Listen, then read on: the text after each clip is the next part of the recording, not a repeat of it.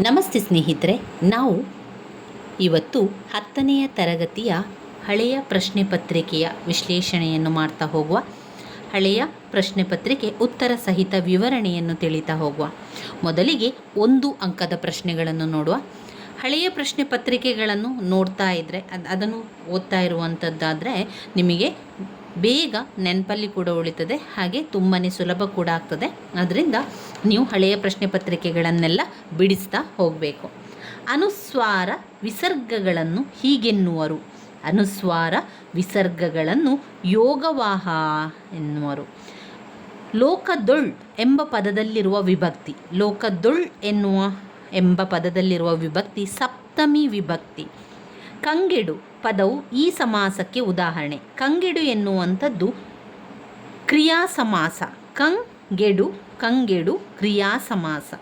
ಯುದ್ಧಕ್ಕೆ ಹೋಗಿರುವ ತನ್ನ ಮಗನ ಕಣ್ಣುಗಳಂತೆ ಇವೆಯಲ್ಲ. ಇಲ್ಲಿ ಬಳಕೆಯಾಗಿರುವ ಲೇಖನ ಚಿಹ್ನೆ ಪ್ರಶ್ನಾರ್ಥಕ. ಆನುನಾಸಿಕ ಸಂಧಿಗೆ ಉದಾಹರಣೆಯಾಗಿರುವ ಪದ ಸನ್ಮಾನ. 6ನೇ ಪ್ರಶ್ನೆ, ಜಾಣತನ ಎಂಬುದು ಈ ವ್ಯಾಕರಣಾಂಶವಾಗಿದೆ. ಜಾಣತನ ಎಂಬುವುದು ತದ್ದಿತಾಂತ ಭಾವನಾಮ.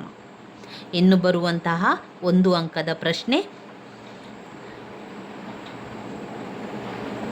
ದೃಷ್ಟಿ ಎನ್ನುವಂಥದ್ದು ದಿಟ್ಟಿ ಅಂತ ಕೊಟ್ಟಿದ್ದಾರೆ. ಹಾಗಾದರೆ ತಪಸ್ವಿ ಅಂದರೆ ತವಸಿ. ತಪಸ್ಸಿ ಎನ್ನುವಂಥದ್ದು ತವಸಿ. ನಾನು ಪುರುಷಾರ್ಥಕ ಸರ್ವನಾಮ. ನಾನು ಪುರುಷಾರ್ಥಕ ಸರ್ವನಾಮ.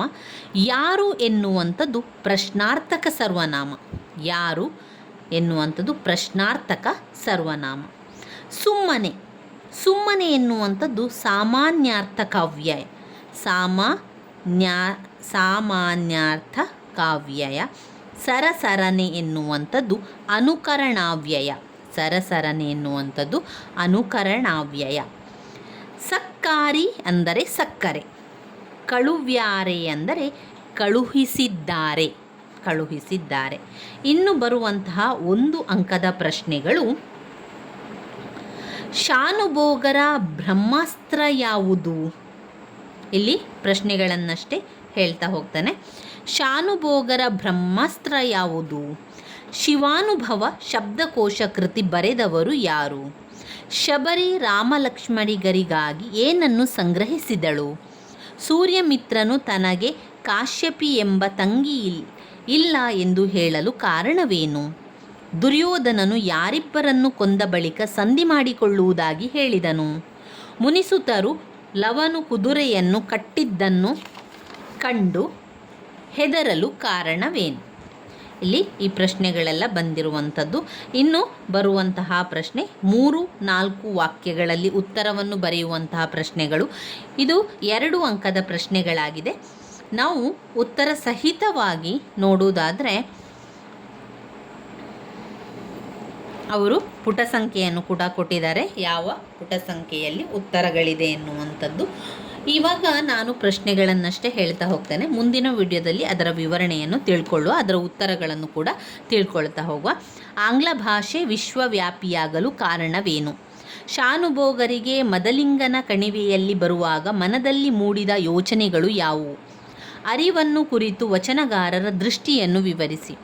ಶಬರಿಯು ರಾಮಲಕ್ಷ್ಮಣರನ್ನು ಉಪಚರಿಸಿದ ರೀತಿಯನ್ನು ವಿವರಿಸಿ.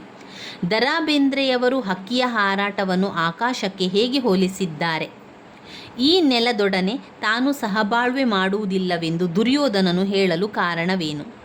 ಕವಯಿತ್ರಿ ಡಾಕ್ಟರ್ ವಿಜಯಶ್ರೀ ಸಬರದ ಅವರು ಒಡೆಯನ ಮನೆ ಅಂಗಳದ ಪ್ರಕೃತಿಯ ಸಂಭ್ರಮವನ್ನು ಹೇಗೆ ವರ್ಣಿಸಿದ್ದಾರೆ?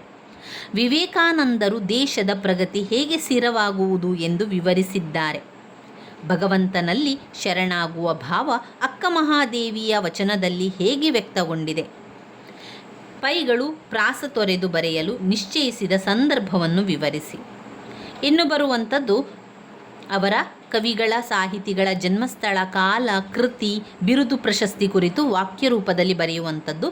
ಎಂ ಮರಿಯಪ್ಪ ಭಟ್ಟರ ಬಗ್ಗೆ ಕೇಳಿದ್ದಾರೆ, ಹಾಗೆ ಕುಮಾರವ್ಯಾಸರ ಬಗ್ಗೆ ಕೇಳಿದ್ದಾರೆ. ಆಮೇಲೆ ನಂತರ ಬರುವಂಥದ್ದು ಪ್ರಸ್ತಾರ ಹಾಕಿ ಗಣ ವಿಭಾಗವನ್ನು ಮಾಡಲಿಕ್ಕಿರುವಂಥದ್ದು. ಅದಾದ ನಂತರ ಅಲಂಕಾರವನ್ನು ಹೆಸರಿಸಲಿಕ್ಕೆ ಮಾರಿ ಗೌತಣವಾಯಿತು ನಾಳಿನ ಭಾರತವು. ಕೆಳಗಿನ ಗಾದೆಗಳಲ್ಲಿ ಯಾವುದಾದರೂ ಒಂದರ ಗಾದೆಯನ್ನು ಮಹತ್ವದೊಂದಿಗೆ ವಿಸ್ತರಿಸಬೇಕು. ಆಳಾಗಬಲ್ಲವನು ಅರಸನಾಗಬಲ್ಲನು, ಒಗ್ಗಟ್ಟಿನಲ್ಲಿ ಬಲವಿದೆ. ಶಿಕ್ಷಣಕ್ಕಾಗಿ ಶಿಕ್ಷಣವಿರಬೇಕು. ಪ್ರವಾಸವು ಶಿಕ್ಷಣದ ಒಂದು ಭಾಗವಾಗಿದೆ. ವಿದ್ಯಾರ್ಥಿಗಳಾಗಿ ಯೋದಂ ಕಲ್ವೆಂಬ ರಿತುವೊಳ್ ಬಂದಿರ ಪೊಡೆ, ಸಾರ್ವಭೌಮರ ನೆತ್ತಿಯ ಕುಕ್ಕಿ, ಗಿಳಿಯದ ಬಣ್ಣದ ನೋಟ. ಇನ್ನು ಇಲ್ಲಿ ಪದ್ಯಭಾಗವನ್ನು ಕೊಟ್ಟಿದ್ದಾರೆ. ಪದ್ಯಭಾಗವನ್ನು ಪೂರ್ತಿಗೊಳಿಸಬೇಕು. ಅದಾದ ಮೇಲೆ ಮೌಲ್ಯವನ್ನಾಧರಿಸಿ ಸಾರಾಂಶ ಬರೆಯುವಂಥದ್ದು. ಅದಾದ ಮೇಲೆ 8-10 ವಾಕ್ಯಗಳಲ್ಲಿ ಉತ್ತರಿಸಲಿಕ್ಕೆ ಕೊಡ್ತಾರೆ. 8-10 ವಾಕ್ಯಗಳಲ್ಲಿ ಉತ್ತರಿಸಲಿಕ್ಕೆ ನಂತರ ಒಂದು ಗದ್ಯ ಭಾಗವನ್ನು ಕೊಟ್ಟು ಅದಕ್ಕೆ ಇರುವಂತಹ ಪ್ರಶ್ನೆಗಳನ್ನು ಕೊಡ್ತಾರೆ. ಅದಾದ ಮೇಲೆ ಪತ್ರ ಬರೀಲಿಕ್ಕೆ ಇರುವಂಥದ್ದು. ಪತ್ರ ಬರೆದ ನಂತರ ಕೊನೆಯದಾಗಿ ಪ್ರಬಂಧವನ್ನು ಬರೀಲಿಕ್ಕೆ ಕೂಡ ಇದೆ.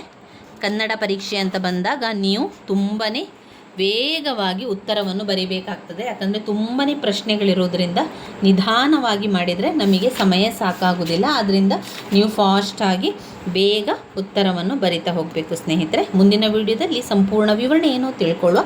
ನನ್ನ ವೀಡಿಯೋಸ್ ಎಲ್ಲ ನಿಮಗೆ ಇಷ್ಟ ಆಗಿದ್ದರೆ ಲೈಕ್ ಕೊಡಿ, ಶೇರ್ ಮಾಡಿ, ಸಬ್ಸ್ಕ್ರೈಬ್ ಮಾಡಲಿಕ್ಕೆ ಮರಿಬೇಡಿ. ಧನ್ಯವಾದಗಳು.